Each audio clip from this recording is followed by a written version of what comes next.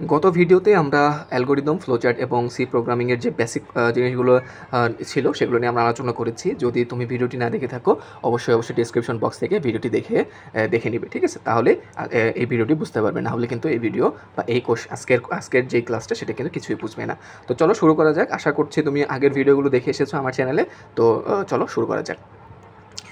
দেখো, ঢাকা বোর্ড 2019 একটি কোশ্চেন আমাদেরকে বলছে হচ্ছে একটি ঝুড়িতে 20টি আপেল আছে, এর মধ্যে আমরা 3টি আপেলের ওজন মেপে পেলাম। একটার হচ্ছে ওজন 150 গ্রাম, তারপরেরটার ওজন হচ্ছে 175 গ্রাম এবং তারপরেরটার ওজন হচ্ছে 210 গ্রাম। আমাকে প্রশ্ন বলছে হচ্ছে আপেল 3টির গড় ওজন, ঠিক আছে? খুব ভালো করে মাথায় রাখো, আপেল 3টির গড় ওজন নির্ণয়ের ফ্লো চার্ট আমাদের অঙ্কন করতে বলছে, ঠিক আছে? এটা গতে ছিল এবং ঘতে আমাদের সি প্রোগ্রাম ছিল, সেটা আমরা সামনে দেখবো। আগে আমরা গটা আলোচনা করি। তাহলে প্রশ্ন বুঝতে পারছো, তোমাকে 3টা আপেল দেওয়া ছিল, 3টা আপেলের যে গড় ওজন সেটার জন্য তোমাকে একটা ফ্লোচার্ট রাখতে হবে, ঠিক আছে? তো প্রথমে আমি কি বলছিলাম, গত ক্লাসে আমি বলেছিলাম যে তোমাকে যে কোনো প্রবলেম হোক তোমাকে আগে কী করতে হবে, একটা এবিসি বা একটা কী বলে সিম্বল দিয়ে তোমাকে প্রকাশ করতে হবে। তো ধরলাম আমরা হচ্ছে এ সমান হচ্ছে 150, বি সমান 175, সি সমান হচ্ছে 210।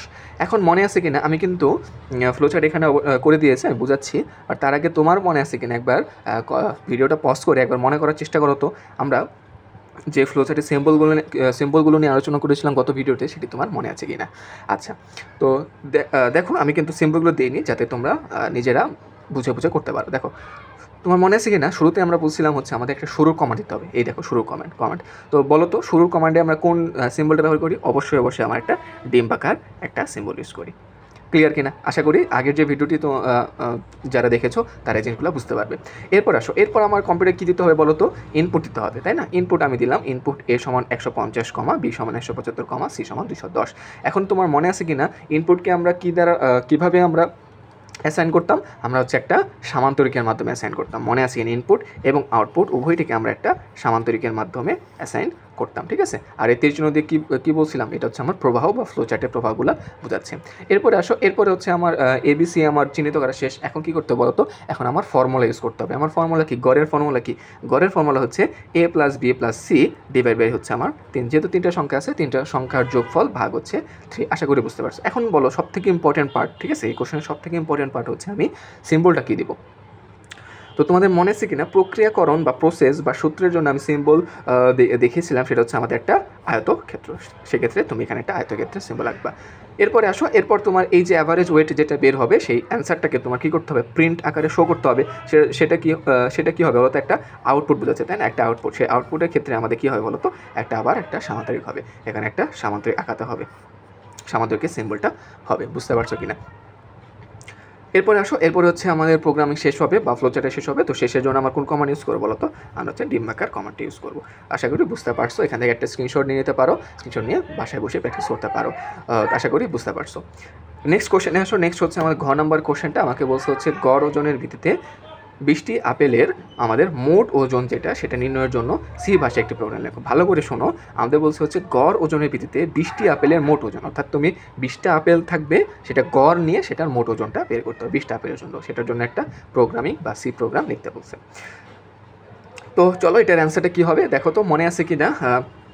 আমরা শুরুতে একটা হেডার ফাইল ইউজ করতাম, #include stdio.h। আশা করি এই লাইনে নিয়ে কার কোনো সমস্যা নেই।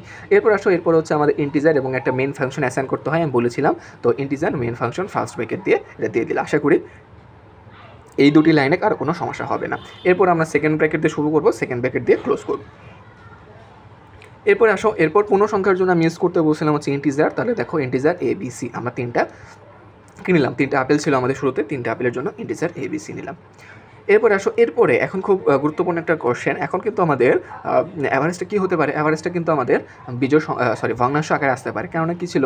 ওখানে ছিল আমাদের একটা ছিল 175 গ্রাম, বিজোড় ছিল। তো বিজোড় ক্ষেত্রে কী হতে পারে? আমাদের ভগ্নাংশ আসবে। এই জন্য আমরা কী ইউজ করবো বলো তো? ফ্লোট অ্যাভারেজ ইউজ করবো। এবং ফ্লোট অ্যাভারেজ ইউজ করার পরে আমরা কী বের করবো বলো তো? মোট ওজন। আমাদের প্রশ্নে কী বলছিল? মোট ওজনটা বের করতে। এই জন্য ফ্লোট অ্যাভারেজ বা ভগ্নাংশের গড়টা আসবে আমাদের ভগ্নাংশে। এরপর মোট ওজনটা নিব হচ্ছে আমার টোটাল ওয়েট। এখানে আন্ডারস্কোরটা তুমি দিতেও পারো, না দিতে পারো, খুব একটা সমস্যা হবে না। এরপরে বলতো এরপরে কাজ কি, এরপরে কাজ হচ্ছে প্রিন্ট এফ দেওয়া এবং হচ্ছে স্ক্যান এফ দেওয়া। প্রিন্ট এফের কাজটা কি আরেকবার আমি বলি, গত ভিডিওতে আমি বলেছিলাম, আরেকবার একটু বলছি। সেটা হচ্ছে প্রিন্ট এফের কাজ হচ্ছে ব্যবহারকারী কী দেখবে সেটা হচ্ছে তোমাকে অ্যাসাইন করে দিতে হবে, আর স্ক্যান এফের কাজ হচ্ছে কম্পিউটারকে তুমি কিনে দিয়ে দিচ্ছ বা কম্পিউটার কীভাবে প্রসেস করবে সেটা বোঝাচ্ছে। তো প্রিন্ট এফের ভিতরে কী হবে, এন্টার ওয়েট অফ 3 অ্যাপেলস, মানে ব্যবহারকারী দেখবে যে আমাকে 3টা আপেলের ওয়েট বা ওজন আমাকে এন্টার করতে হবে, দ্যাটস ইট। এরপরে আসো স্ক্যান এফ। স্ক্যান এফে বলো তো কী করা যায়, এটা একদম ইজি হয়ে যাওয়ার কথা, যারা গত ভিডিওটি দেখেছো। আমার 3টা সিম্বলের জন্য 3টা কী বলে চলকের জন্য আমাকে ইউজ করবো বলতো %d %d %d। এরপর হচ্ছে and A and B and C, আশা করি বুঝতে পারছো। এরপর আসো, এরপর হচ্ছে আমাদের অ্যাভারেজের ফর্মুলা আমরা ইউজ করবো a+b+c / 3। এরপরে আসো, এরপর টোটাল ওয়েট কীভাবে বের করবো বলতো, আমাদের অ্যাভারেজ যেটা থাকবে সেটাকে আমরা 20 দ্বারা মাল্টিপ্লাই করবো, কেননা আমাদের প্রশ্নই বলছে যে গড় ওজনের ভিত্তিতে 20টি আপেলের মোট ওজন, ঠিক আছে। গড় ওজনকে আমার 20 দ্বারা গুণ করতে হবে। এখন এই মোট ওজনটা তো আমি প্রিন্ট এফ করি নাই, এই জন্য মোট ওজনকে আমার প্রিন্ট এফ দিয়ে করতে হবে হচ্ছে টোটাল ওয়েট সমান পার্সেন্টেজ ফ্লোট টোটাল ওয়েট, এবং তারপরে গেট সিএইচই অথবা রিটার্ন 0 দিয়ে তুমি প্রোগ্রাম শেষ করবে এবং সেকেন্ড ব্রেকেট দিয়ে ক্লোজ করবে।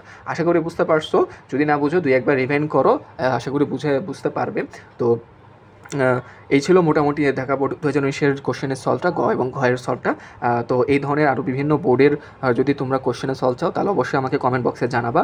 এবং যেটা বলছিলাম যে আমার আইসিটি নিয়ে একটা ডেডিকেটেড ভিডিও আছে, যে 20টি টপিক পড়লে আমার আইসিটিতে A+ পাওয়া খুবই সহজ, সেই 20টি টপিক আলোচনা করেছি একটা ভিডিওতে, সেই ভিডিওটি দেখতে পারো। এবং যেটা বলছিলাম যে ফ্লো চার্ট এবং অ্যালগরিদম সি প্রোগ্রাম বেসিক নিয়ে আমার আরও একটি ভিডিও আছে, সেটি চাইলে দেখতে পারো। তো ধন্যবাদ সবাইকে আমাদের সাথে থাকার জন্য, থ্যাংক ইউ।